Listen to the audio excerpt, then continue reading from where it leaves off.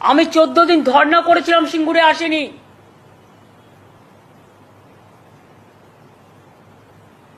কিন্তু আমরা প্রথম দিন থেকেই চেষ্টা করে যাচ্ছি।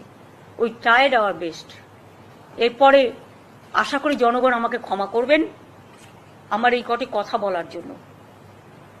আমাদের নামে আমাকে অনেক অসম্মান করা হয়েছে, আমাদের সরকারকে, মামাটি মানুষের সরকারকে অনেক অসম্মান করা হয়েছে, অনেক অপমান করা হয়েছে। সোশ্যাল নেটওয়ার্কে অনেক ভুল বোঝাবুঝি হয়েছে, অনেক কুৎসা অপপ্রচার হয়েছে, যারা সাধারণ মানুষ জানতেন না যে এর মধ্যে একটা কালার আছে।